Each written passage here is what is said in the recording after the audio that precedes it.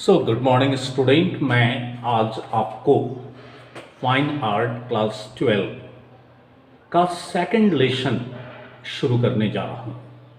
Second lesson है the Mughal school of art and the Deccan school of art 1560 to 1800। ये बहुत important art है, Mughal school of art and Deccan school of art. इसमें question पूछा जा सकता है, write an essay on the origin and development of Mughal art. Mughal art की उत्पत्ति और उसका विकास के बारे में एक एसे लिखना है 200 वर्ड्स में, जो 6 मार्क्स कैरी करता है और बहुत इंपॉर्टेंट है, आता ही आता है। तो हम लोग आज पढ़ेंगे मुगल स्कूल ऑफ आर्ट के बारे में कि मुगल स्कूल ऑफ आर्ट क्या है, ये किस राजा के नेतृत्व में डेवलप हुआ, इसका ओरिजिन कहाँ है, उत्पत्ति किस जगह से हुआ। तो Mughal school of art is nothing but a combination of Rajasthani art and Persian art। Mughal art मौलिक रूप से कुछ भी नहीं है, बल्कि यह राजस्थानी आर्ट और पर्शियन आर्ट का कॉम्बिनेशन है। ये क्या है? ये Rajasthani art plus Mughal art.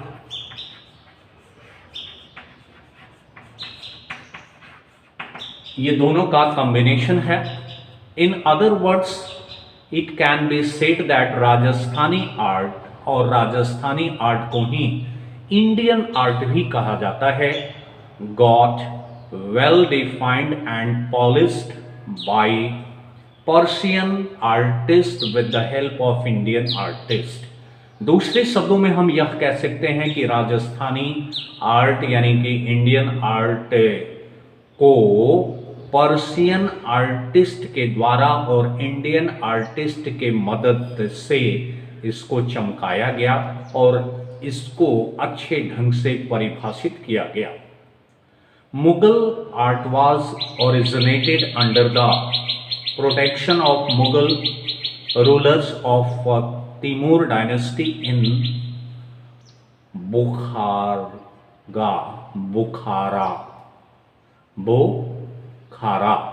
and Samarkand, Vihrad, and painter of the court of Sultan।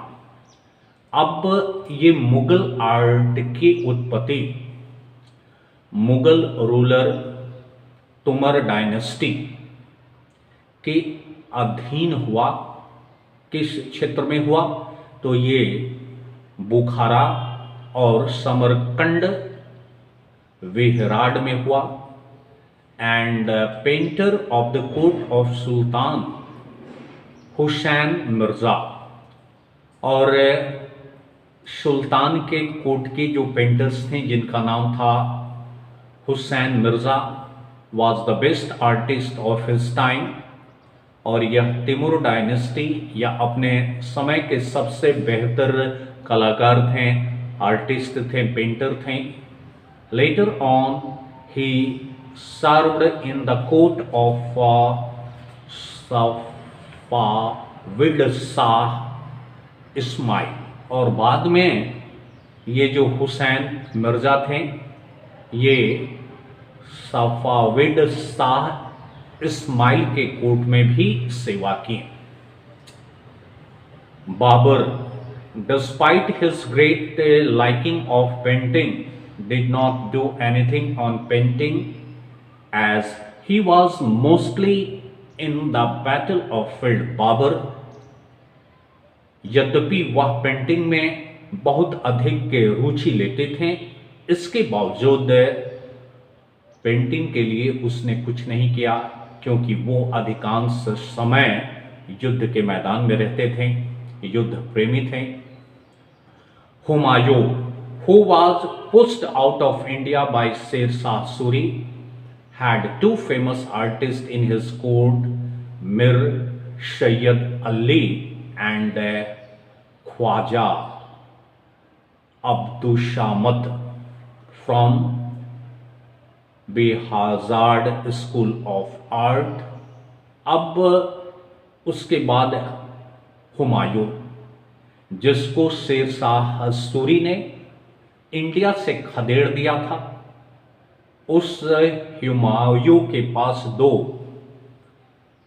राज दरबारी पेंटर्स थे, जिनका नाम था मिर सैयद अली और ख्वाजा अब्दुशामद।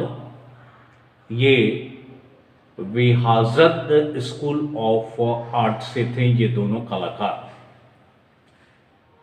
दस्तान e Amir Hamza is the painter of his lifetime, और हुमायूं के शासनकाल में एक पेंटर थे जिनका नाम था दस्तान e Amir हमता।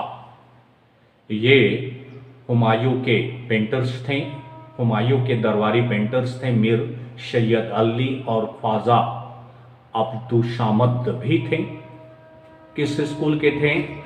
बेहाजार्ड school of art के थे, और लाइफ टाइम के पेंटर थे दस्तन ई अमीर हमता।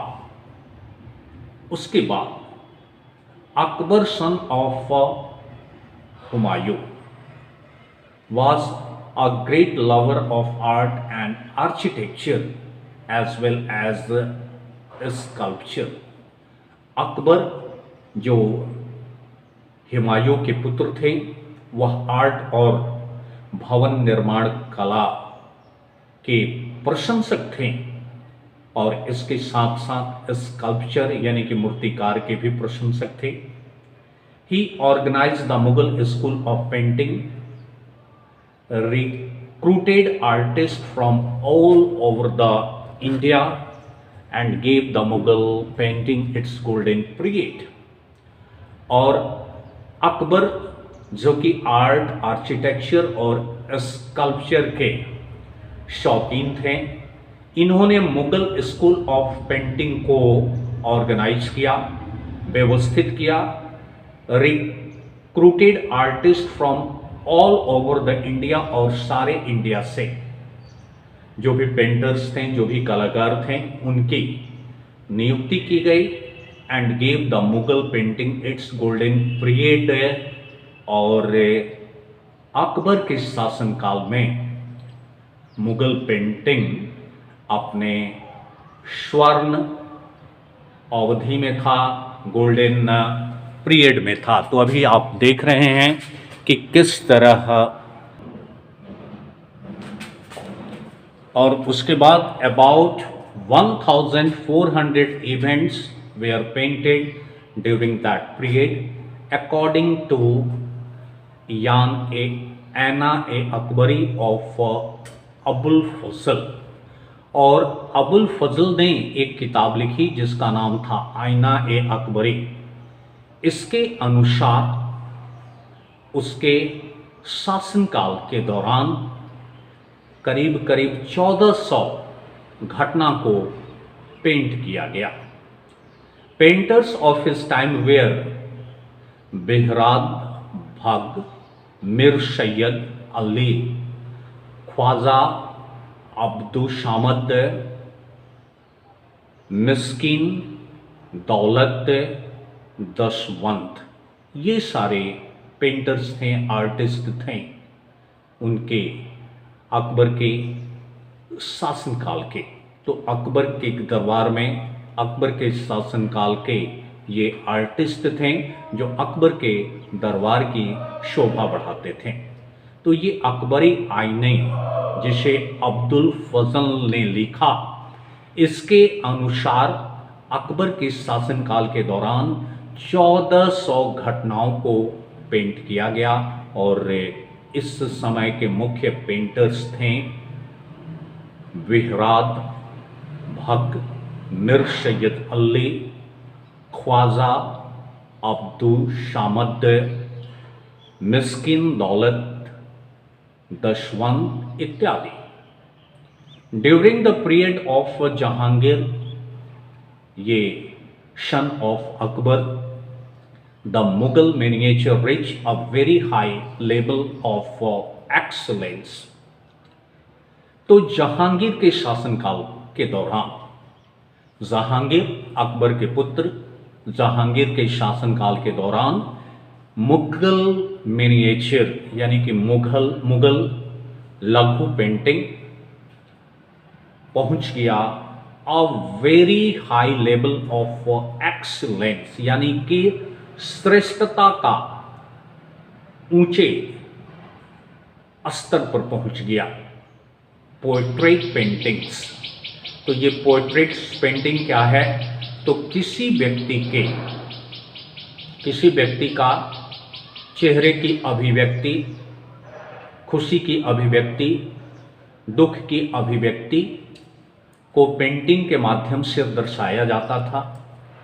तो portrait paintings became very popular, while a large number of paintings were also found on birds, animals and forest। तो पोर्ट्रेट पेंटिंग्स बहुत पॉपुलर था, जबकि पेंटिंग का एक बहुत बड़ा संख्या बर्ड्स पर भी पाया गया, एनिमल्स और फॉरेस्ट का भी ढेर सारा पेंटिंग पाया गया। Even some ladies portraits were found, कुछ महिला का शब्द चित्र भी पाया गया। विभिन्न भाव में, विभिन्न अभिव्यक्ति के साथ। Famous painter of his time are Ustad Mansur, और इस समय जहांगीर के समय जो फेमस पेंटर्स थे उनका नाम था उस्ताद मंसूर, अब्दुल हसन, बालचंद, मुख्तीस रजा, भीम इत्यादि। उसके बाद आए Shah Jahan, the son of Jahangir was not a lover of painter as his father was। Shah Jahan अपने पिता जहांगीर के जैसा पेंटर के लवर्स नहीं थे, पेंटर के उपासक नहीं थे। He was lover of architect, वह भवन निर्माण के प्रशंसक थे, लवर्स थे, शौकीन थे। The art of painting saw a downfall in the time of Shahjahan because of the traditional style. Painting की जो कला थी शाहजहां के शासनकाल के दौरान, वह डाउनफॉल हुआ। उस समय पेंटिंग का डाउनफॉल हुआ, पतन हुआ शाहजहां के समय, क्योंकि उस समय पेंटिंग का ट्रेडिशनल स्टाइल के कारण, यानी कि प्राचीन शैली के कारण शाहजहां के समय में पेंटिंग का डाउनफॉल हुआ, मुगल पेंटिंग का डाउनफॉल हुआ। The fanatic Mughal ruler, fanatic means कट्टर मुगल शासक थे Aurangzeb, was the son of Shahjahan, जो शाहजहां के पुत्र थे, and was just such a bitter enemy of painting and music, that is why most of the artists took the shelter in hills where they originated a rare new style of painting। अब औरंगजेब के शासन काल के दौरान वो painting और music के कट्टर दुश्मन थे औरंगजेब। यही कारण था कि मुगल साम्राज्य के अंदर जो भी आर्टिस्ट थे, औरंगजेब के साम्राज्य में जो भी आर्टिस्ट थे, ये लोग वहाँ से भागकर पहाड़ी क्षेत्र में शेल्टर लिया, जहाँ पर वो कलाकार एक दुर्लभ नया पेंटिंग का शैली की उत्पत्ति की। Now it is known as Pahari school of painting, और उसी को पहाड़ी स्कूल ऑफ पेंटिंग के नाम से जाना जाता है, क्योंकि औरंगजेब के शासनकाल में औरंगजेब पेंटिंग और म्यूजिक के बीटर एनिमी थे, शत्रु थे, और यही कारण था कि उनके राज्य के अधीन जो भी आर्टिस्ट थे वो यह डर के साथ कि वो अपनी आजीविका खो देंगे पेंटिंग का, इसलिए वे लोग हिल साइड में शेल्टर लिए, जहां पर उन लोगों ने एक दुर्लभ नए शैली का पेंटिंग को की उत्पत्ति की, और उसी पेंटिंग को पहाड़ी स्कूल ऑफ पेंटिंग के नाम से जाना जाता है।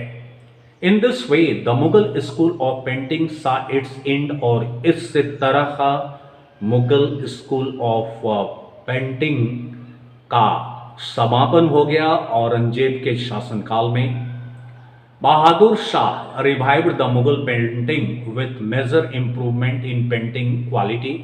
अब औरंगजेब के बाद बहादुर शाह ने मुगल पेंटिंग को रिवाइव्ड किया, पुनर्जीवित किया, उसमें मुख्य सुधार किया पेंटिंग के क्वालिटी में। तो पेंटिंग के क्वालिटी में सुधार करके जो बहादुर शाह थे उस पेंटिंग को रिवाइव किया। But this did not also last for longer period and soon its downfall started with the death of Bahadur Shah. लेकिन यह ज्यादा समय तक नहीं चला, ये बहादुर शाह के अधीन मुगल पेंटिंग ज़्यादा समय तक नहीं चला, और शीघ्र ही बहादुर शाह के मृत्यु के साथ साथ इस पेंटिंग का नाश होने लगा, इस पेंटिंग का डाउनफॉल शुरू हो गया। तो अभी यहाँ पर इस ग्राफिकल रिप्रेजेंटेशन में हम देखेंगे कि किस तरह मुगल पेंटिंग का उत्थान हुआ और किस तरह पतन हुआ, किस शासनकाल में उसका उत्थान हुआ और किस शासनकाल में उसका पतन होना शुरू हो गया। तो सबसे पहले बाबर ने मुगल वंश का स्थापना किया, और Babur has great liking of painting, but he always engaged in fight in battle। Babur painting में रुचि रखते थे, लेकिन वो हमेशा इंगेज रहते थे बैटल में, युद्ध में। उसके बाद उनका पुत्र हुमायूं आया, ये भी पेंटिंग में रुचि लेते थे। इनके शासनकाल में भी पेंटिंग डेवलप हुआ, लेकिन शेर शाह सूरी के बाद शेर शाह सूरी ने इसे भारत से खदेड़ दिया। उसके बाद अकबर आया।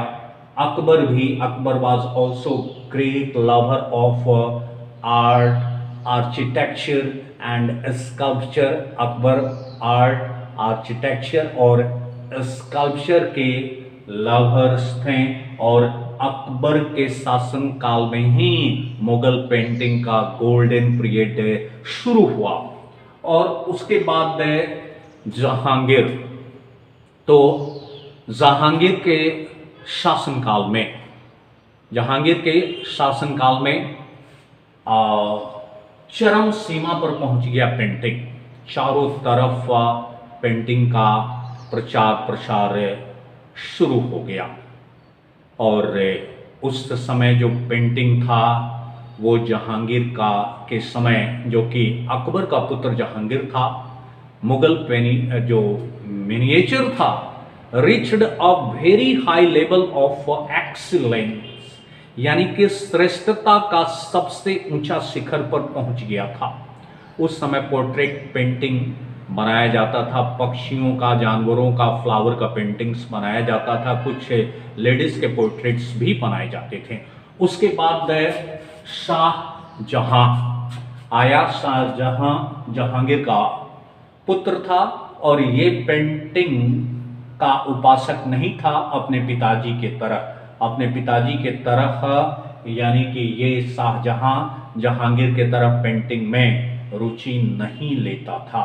ये आर्किटेक्चर का लवर्स था, भवन निर्माण का लवर था, और आर्ट ऑफ पेंटिंग यहाँ पर शाहजहां के समय डाउनफॉल होने लगा, क्योंकि यहाँ पर ट्रेडिशनल स्टाइल का प्रयोग किया जाता था।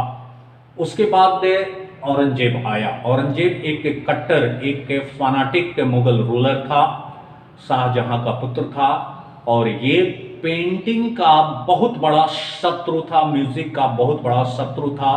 यही कारण था कि इसके दरबार में या फिर इसके साम्राज्य में जो भी कलाकार थे, आर्टिस्ट थे, पेंटर्स थे, वो वहां से उनके डर से भागकर पहाड़ियों में शरण लिया और वहां पर एक नया शैली पेंटिंग का डेवलप किया, जिसे हम आज पहाड़ी स्कूल ऑफ पेंटिंग के नाम से जानते हैं। उसके बाद बहादुर शाह जफर आया। बहादुर शाह जफर कोशिश किया मुगल पेंटिंग को रिवाइव करने में, उसमें मुख्य सुधार लाया, पेंटिंग का क्वालिटी में सुधार लाया, लेकिन ये ज़्यादा दिन तक नहीं चला और शीघ्र ही बहादुर शाह के मृत्यु के बाद इस मुगल पेंटिंग का नाश शुरू होने लगा। तो हम लोग अभी एक ग्राफ के द्वारा समझे कि किस तरह मुगल पेंटिंग की शुरुआत हुई, किस मुगल शासक के अधीन मुगल पेंटिंग की शुरुआत हुई, किस शासक के अधीन मुगल पेंटिंग सबसे शिखर पर था, किस शासनकाल के दौरान मुगल पेंटिंग को गोल्डन पीरियड कहा जाता है, और किस शासन के दौरान इसका नाश हुआ। उसके बाद अब तीसरा क्वेश्चन है, describe the characteristic of Mughal paintings. Mughal paintings का जो गुण है, इस गुण का वर्णन कीजिए। तो Mughal painting is the painting that originated, improved and saw the downfall during the Mughal period. Mughal painting एक पेंटिंग है जिसका उत्पत्ति, जिसका विकास, जिसका नाश मुगल शासनकाल के अधीन हुआ। Mughal paintings had the combination of Indian painting, means Rajasthani painting, and Persian painting. और आप जानते हो कि मुगल पेंटिंग, इंडियन पेंटिंग यानी कि राजस्थानी पेंटिंग और पर्शियन पेंटिंग का कॉम्बिनेशन है, दोनों को मिलाकर बनाया गया है। The characteristic of Mughal art are, और मुगल आर्ट का जो विशेषता है वो इस प्रकार है। फेस प्रोफाइल यानी कि चेहरा रूपरेखा, जिसको हम लोग इक्के चश्मा यानी कि सिंगल आई फेस कहते हैं, with full of half body figure, यानी कि हाफ बॉडी फिगर और सिंगल आई, एक चश्मा इसको कहा जाता है, एक आंखों वाला, यानी कि एक के तरफा चित्र, जैसे कि सिंगल आइड यानी कि एक तरफा, इस तरह का चित्र बनाया जाता था इसके शासन काल में। यानी कि ये जो चित्र होता था, सिंगल आइड वाला चित्र होता था, एक के आंख वाला चित्र होता था, इसको इस तरह दर्शाया जाता था, सिंगल आइड।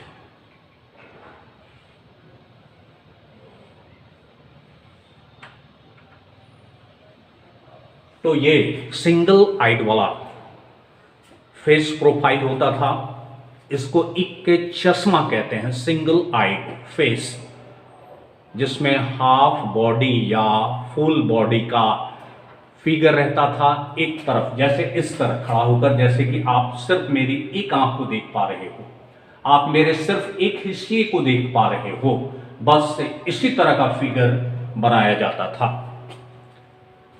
उसके बाद डेकोरेशन, डेकोरेशन में क्या क्या यूज किया जाता था? Decorated with ornament borders, some paintings have demonstrate of border decoration.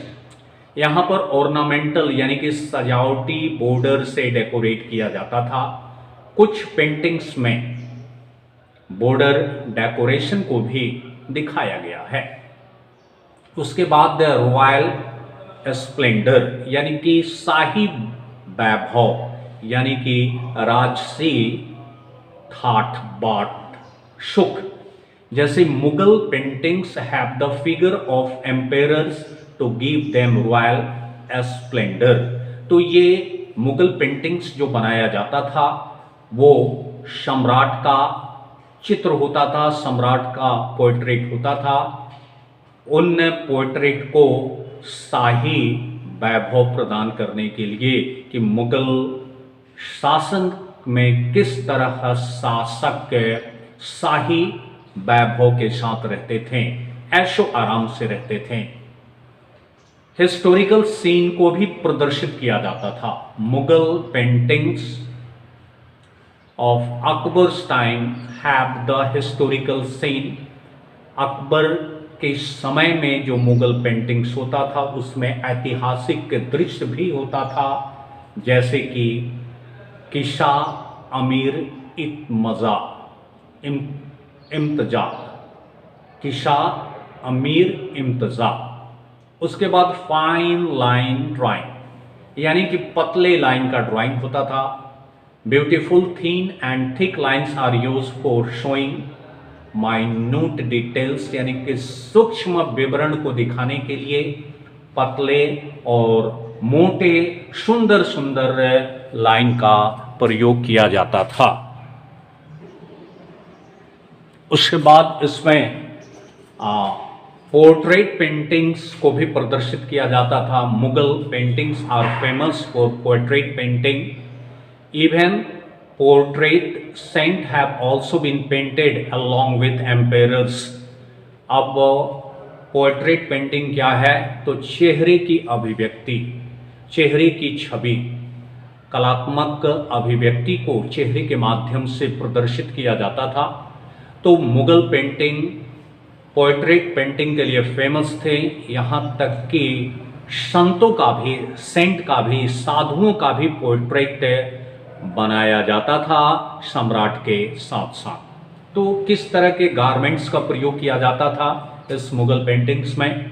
तो फीमेल गारमेंट्स, महिलाओं का, beautiful and ornamental summer garments with transparent chunnis, सुंदर और सजावटी गर्मी के कपड़े जिसमें ट्रांसपेरेंट चुन्नी होते थे, यानी कि पारदर्शिक चुन्नी होता था। मेल का कपड़ा कैसा रहता था? मेल गारमेंट्स कैसे रहते थे? तो well decorated angarkha and churidar pyjama, यानी कि सुसज्जित अंगरखा ऊपर से नीचे तक और churidar pyjama with typical turban over the head, और सिर के ऊपर एक विशेष पगड़ी होती थी। रिलीजियस थीम भी होता था इस मुगल पेंटिंग में। Mughal paintings have the religious depiction of the Ramayana, the Mahabharata, the Panchatantra and Arabian and Persian episode. और धार्मिक विषय क्या होता था? तो मुगल पेंटिंग में धार्मिक विषय जैसे कि रामायण का चित्रण, धार्मिक चित्रण होता था, महाभारत का भी धार्मिक चित्रण होता था, पंचतंत्र का भी धार्मिक चित्रण होता था, और अरबी और पर्शियन घटनाओं का भी चित्रण होता था। नेचर किस तरह का होता था? प्राकृतिक, तो नेचर का भी यहाँ पर सीन दिया जाता था। Beautiful depiction of trees, plant, reverse, mountains along with hunting scene and battle scene। तो सुंदर पेड़ का चित्रण, नदियों का चित्रण, पहाड़ का चित्रण, और इसके साथ साथ हंटिंग सीन, शिकार करते हुए दृश्य को और युद्ध करते हुए दृश्य को भी बनाया जाता था। ऑर्नामेंटल डिजाइन क्या होता था? यानी कि सजावटी डिजाइन। ब्यूटीफुल ऑर्नामेंटल डिजाइन, सुंदर सजावटी डिजाइन नक्काशी, including geometrical and flora design. उसमें जियोमेट्रिकल डिजाइन आप लोग जानते हो, जियोमेट्री में कौन कौन सा डिजाइन होता है, कॉनिकल होता है, ओवल होता है, सिलेंड्रिकल होता है, रेक्टेंगुलर होता है, स्क्वायर होता है। तो ये सारा डिजाइन को बनाया जाता था। फ्लोरा डिजाइन को बनाया जाता था दीवार पर, पिलर पर, सीलिंग पर, पक्के पर फुल या ज्योमेट्रिकल डिजाइन को बनाया जाता था। आज भी आप टाइल्स पर देखते हो ज्योमेट्रिकल और फ्लोरा डिजाइन को। कलर किस तरह का प्रयोग किया जाता था? तो colourful of gold and silver colour in necklace and footwears in painting with golden border is wonderful. Mostly attractive minerals and natural colour are used carefully. अब यहाँ पर कलरफुल गोल्ड और सिल्वर कलर का प्रयोग नेकलेस और footwear में किया जाता था। फुटवेयर जो कि जूते जो होते थे, और इसके साथ साथ गोल्डन बॉर्डर का प्रयोग किया जाता था। उसमें मिनरल्स और नेचुरल कलर का सावधानी पूर्वक प्रयोग किया जाता था। एक्सप्रेशन ऑफ आइडियाज यानी कि विचारों की अभिव्यक्ति क्या होती थी? तो the depiction of emperor, queens, servant, boatman in different moods such as sad, restless, happy, nervous, obedient are not worthy. और एम्पेरर, रानी, नौकर, बोटमैन अलग अलग मनोदशा में, जैसे कि उदासी मुद्रा में, रेस्टलेस बेचैन मुद्रा में, हैप्पी मुद्रा में, नर्वस मुद्रा में, ओबीडियंट मूड में उल्लेखनीय है। अब इसके बाद मैं बताऊंगा आपको। तो इसमें कैलीग्राफ का भी प्रयोग किया जाता था। कैलीग्राफी जिसको हम लोग सुलेख कहते हैं, सुंदर handwriting, calligraphy. Even the artist name is written beautifully. यहाँ तक कि जो पेंटिंग बनाते थे उनका नाम कैलीग्राफी में लिखा जाता था, यानी कि सुंदर ढंग से लिखा जाता था। Animals and bird, Mughal art is also famous for depiction of animal like elephant fight, camel fight, etc. and bird at rest। और मुगल आर्ट जानवर जैसे हाथी का युद्ध, ऊंट का युद्ध का चित्रण भी किया जाता था, और साथ साथ पक्षी विश्राम की अवस्था में उनका भी चित्रण किया जाता था। तो आपने अभी देखा मुगल आर्ट के बारे में कि मुगल आर्ट किस किस राजा के अधीन डेवलप हुआ, कौन कौन सा जगह पर डेवलप हुआ, किस किस तरह का थीम है, किस किस तरह का कलर का प्रयोग किया जाता है, पुरुष और महिलाओं का जो गारमेंट्स है वो किस तरह है, किस तरह का नेचुरल सीन को भी दर्शाया जाता है, किस तरह कैलीग्राफी का प्रयोग किया जाता है।